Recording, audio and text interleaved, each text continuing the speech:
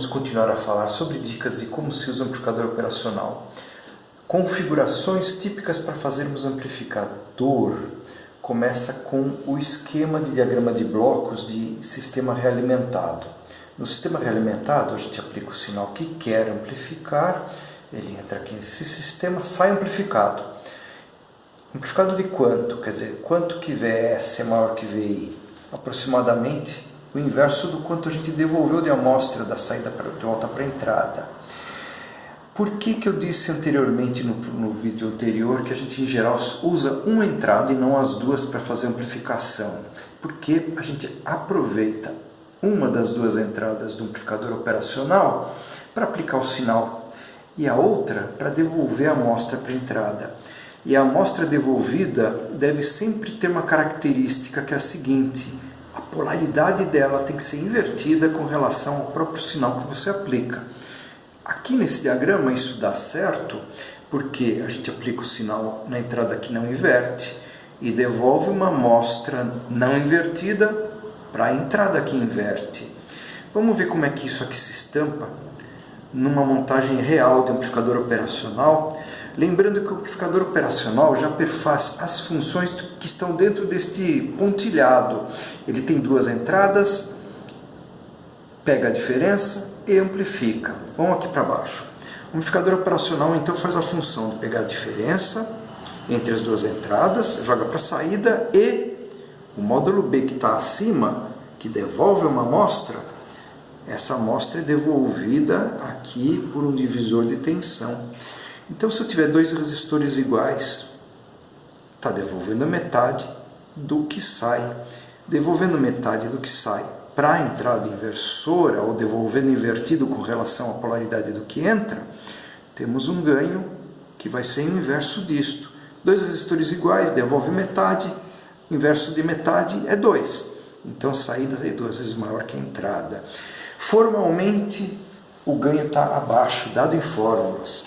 Ganho B. O que é ganho B? É ganho do módulo que está devolvendo a amostra.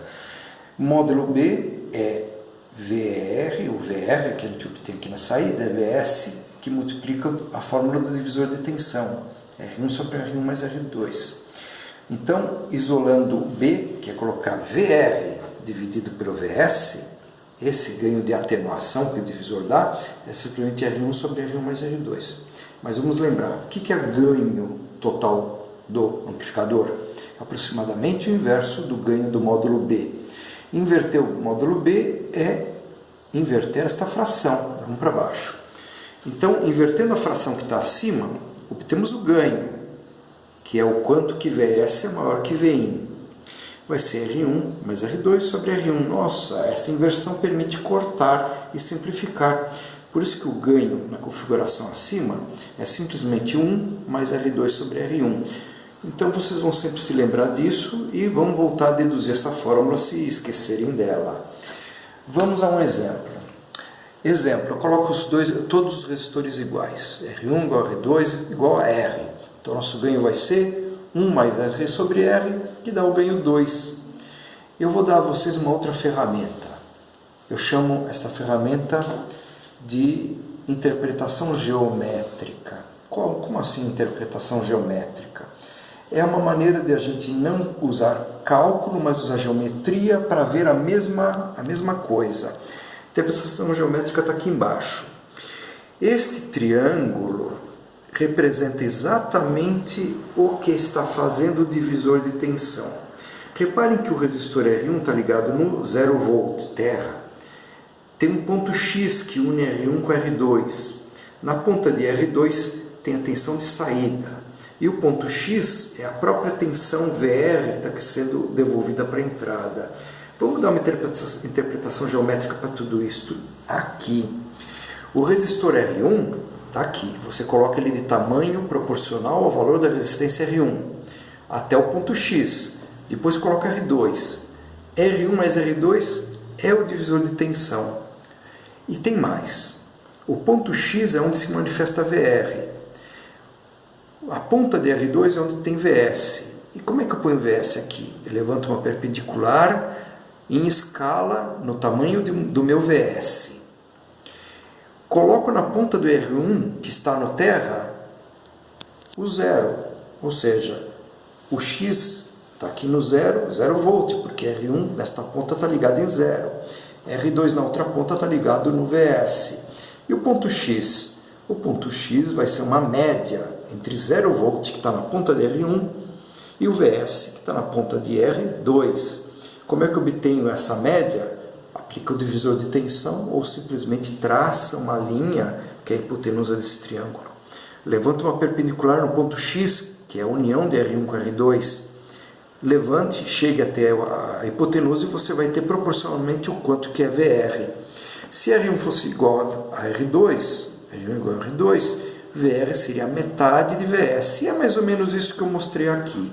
Então o nosso VR é o que está voltando para a entrada não inversora. VR é o quanto está sendo devolvido para a entrada não inversora. E o VIN? O VIN tem aproximadamente a mesma magnitude. É como assim? Se eu aplicar 1 volt em VIN, a saída se adapta, vai subindo o quanto for necessário para que um valor VR se manifeste. Esse valor VR volta aqui e ele é quase do mesmo tamanho de VIN. Como assim quase igual? Se eu aplicar 1 volt no VIN, o meu VR devolvido vai ser quase 1 volt menos alguns microvolts. Quantos microvolts? O número de microvolts que multiplicado pelo ganho do operacional, que é da ordem de 100 mil, no caso do 741, dê aquela saída, digamos, que deu os 2 volts. Então é isso que acontece. Você, ao aumentar a tensão V input, de 0 para algum valor, a saída aumenta bastante e uma parte é devolvida. Essa parte devolvida ela é quase igual a Vin menos alguns microvolts. Então, aumentar Vin, saída aumenta, de forma que V devolvido, VR, aumenta também, e vai ter uma pequena diferença entre os dois, de alguns microvolts, que multiplicado por 100 mil vezes, dá aquela saída. Esse aqui é um sistema, chamamos de sistema porque ele se autoadapta. Voltando à interpretação geométrica, voltemos. Digamos que eu apliquei um valor V input, subi um V input. Puxa, esse V input está sendo colocado na entrada não inversora. E na inversora o que tem? Nada até que a saída comece a subir. E a saída sobe mesmo, porque se não subir, o ΔV, quer dizer, a diferença entre o que eu coloquei na entrada não inversora e a inversora fica gigantesca, de volts. Isso nunca acontece. O que vai acontecer é isto. Ao aplicar V input, o V output sobe e a tensão devolvida sobe junto e quase iguala o VIN, com uma pequeníssima diferença. É por isso que esse diagrama todo, ele representa quase como se o meu VR tivesse o tamanho do VI aplicado. Voltemos aqui. O meu VR é praticamente do tamanho do VIN. Põe 1 volt. Quanto volta de VR? Quase 1 volt. Se eu colocar um multímetro, não sentirei a diferença, porque o multímetro não vai ser capaz de diferenciar 1 volt aplicado no VIN do quase 1 volt que chega aqui. Ele vai arredondar, vai dizer que é igual a 1 volt. Mas tem uma diferençazinha de microvolts que o nosso multímetro não sente. Assim, da mesma forma, o nosso V input, nessa linha azul, está levemente acima do verde VR, mas não conseguimos enxergar essa diferença, ela é minúscula, porque na escala desse meu desenho, microvolt é mais fino que a largura do grafite 05 que eu usei para traçar essa figura. Então vamos ampliar isto. Se eu pudesse colocar um microscópio e olhar direitinho este ponto, eu veria que o meu V input está a alguns microvolts, 10 ou 20 microvolts, acima de VR. E isto é muito pouca coisa, a gente não se preocupa com isso, ele faz parte do processo, a máquina como um todo se autoadapta. Agora vamos para cima, eu vou mostrar para vocês como fica esse ΔV. O ΔV, que é a diferença entre o V input e o V devolvido, ele é muito pequenininho. Vamos supor que a gente fez um amplificador de ganho 2. Vamos supor que a gente colocou uma entrada de 1 volt no VIN. Com isso, o V-output vai ser de 2 volts. Fazendo uns cálculos aqui que vocês depois podem conferir com mais calma, você chega à conclusão que ΔV vai ser 20 microvolts. Então, o nosso V-input está 20 microvolts acima da tensão realimentada. Isso se readapta de forma que a saída dá 2 volts, ou muito próximo de 2 volts. Portanto, nosso VIN é maior do que VR, por um valor muito pequenininho. O ΔV, quanto vale? Nesse meu exemplo, 20 microvolts. E esse ΔV existe porque tem de existir. A gente não se preocupa com ele, apenas precisamos saber que ele existe. Dada essa dica, vamos para a folha número 2. E vamos agora estudar como fazer um amplificador numa outra configuração. Nesta configuração que a gente estudou até agora, é a não inversora. Quando eu entro positivo, sai positivo. E isso funciona muito bem porque isso me permite devolver a realimentação invertida. A realimentação tem de ser sempre devolvida de alguma forma invertida para esse sistema dar certo.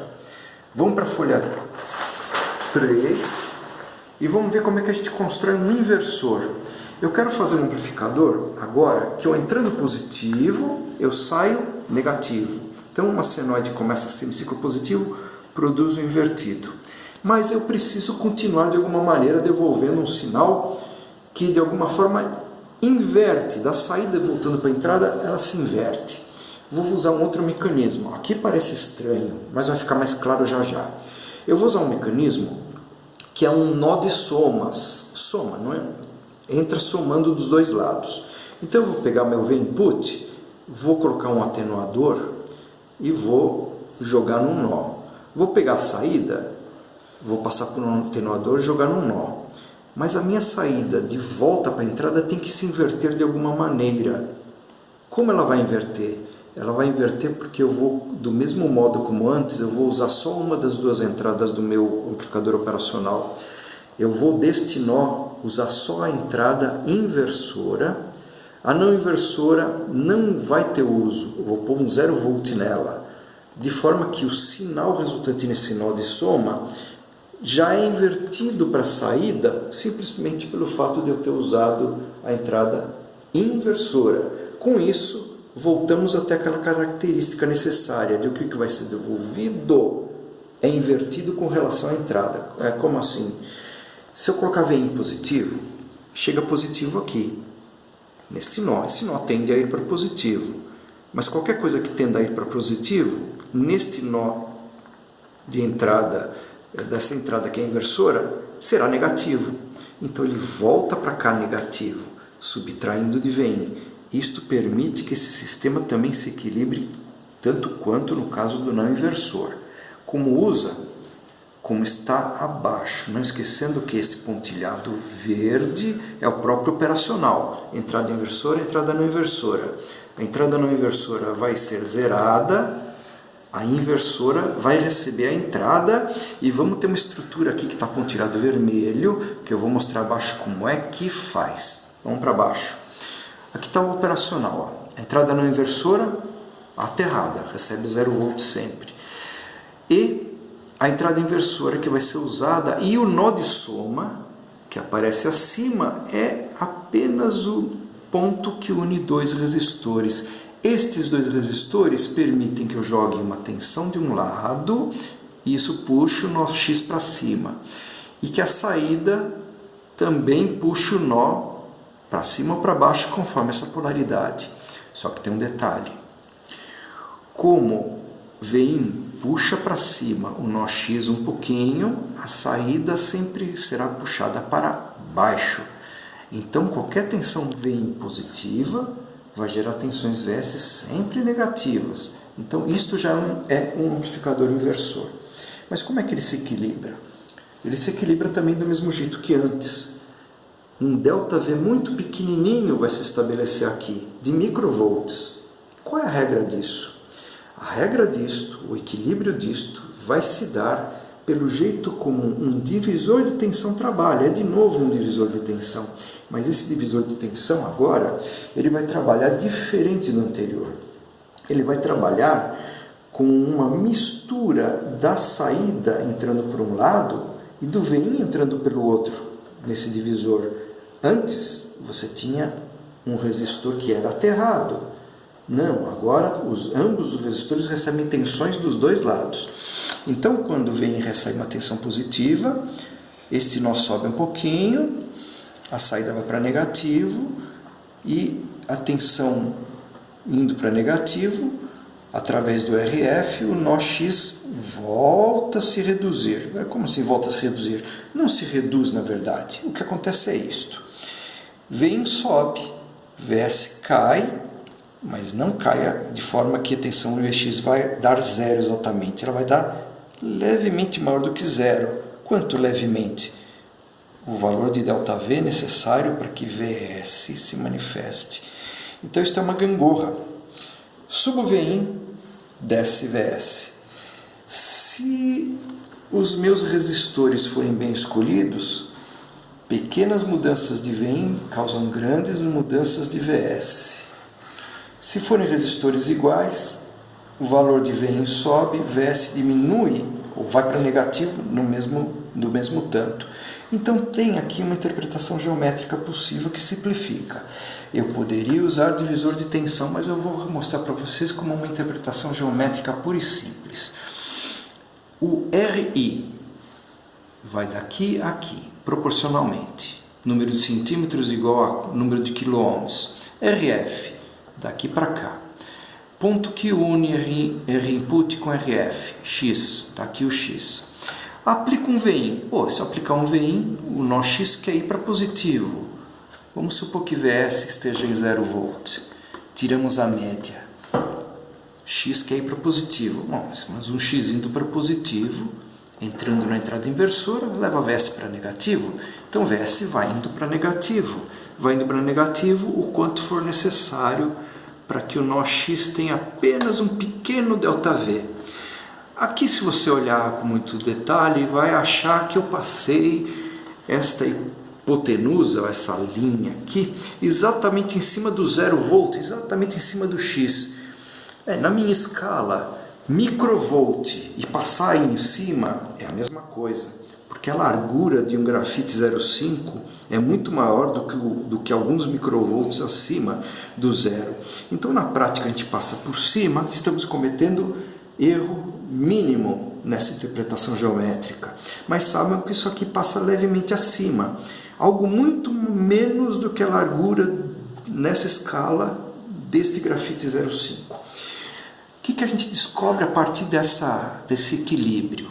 A gente descobre que se eu subir VIN, a saída vai para o negativo e o nó X vai ter uma média ponderada entre o positivo de um lado e o negativo do outro.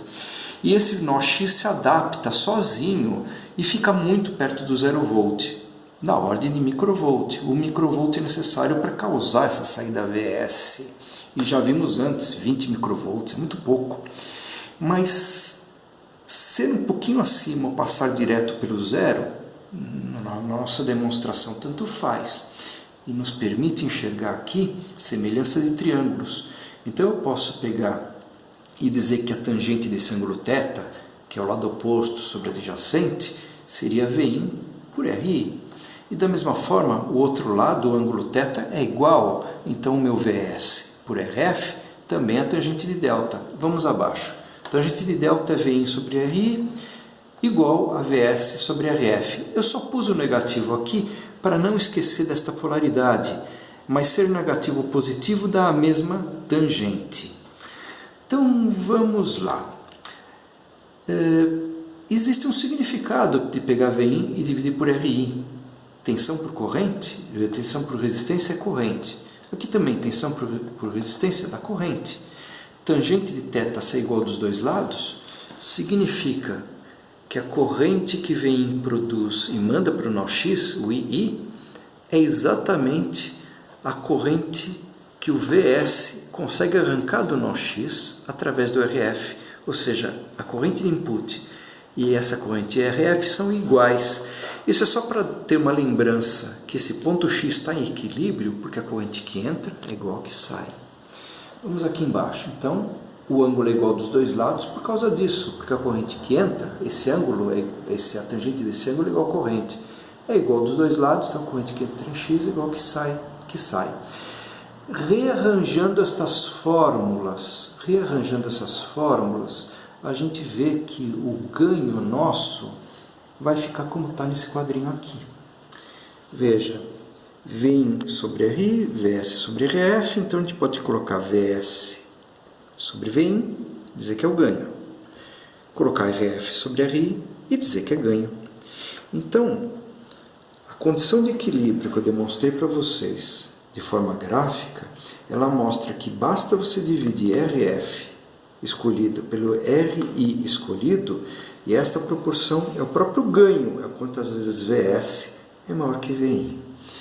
Puxa, chegamos ao que a gente queria explicar, mas vamos dar mais umas dicas de bom uso. Dicas de bom uso de amplificadores operacionais. Primeiro, leia o manual. Segundo, alimente com tensões acima de 6 volts. Por quê? Porque tem muito transistor dentro do operacional causando quedas de tensão. E essas quedas de tensão são grandes, então alimentar com menos de 6 volts pode deixar a saída quase que travada, sem ter para onde se mexer. Não use resistor pequeno demais, abaixo de 1 kΩ não use. O maior resistor depende do operacional, mas como eu estou dando como exemplo o 741 devido a ter corrente de polarização grande, meio microampere é grande, fique entre 47K e 100K para os maiores valores que você escolher. Você pode fazer amplificadores de grande ganho, desde 1 até da ordem de 100 vezes. Funciona muito bem operacional, mesmo o 741. Vou dar mais dicas. O 741, que eu falei, precisa de fonte positiva e fonte negativa. Existem alguns operacionais que podem ser alimentados com fontes simples, a chamada fonte não simétrica. Eu dou como exemplo o LM339, que eu recomendo que vocês baixem o databook dele. Há outras dicas. Há operacionais melhores que o 741, cuja entrada não usa transistor bipolar. Eles usam uma coisa chamada transistor de efeito de campo. E este cara é muito bom porque a corrente de polarização não é mais de microampere, vai para casa de nanoampere, e até picoampere, existe isso. Então, operacionais que têm transistor de efeito de campo na sua etapa de amplificador diferencial de entrada, eles são muito bons para usos onde você precise usar resistores muito maiores, usar ganhos muito grandes, queira inclusive usar para instrumentação. Em qualquer outra situação, quando você usa um 741 ou operacionais dessa categoria que tem corrente de bias grande, é bom você fazer um compensador de corrente de bias. Como compensa a corrente de bias? Você não compensa a corrente de bias, você compensa os efeitos de queda de tensão que a corrente de bias causa. Então vamos à figurinha ao lado. Corrente de bias tem nas duas entradas corrente de bias.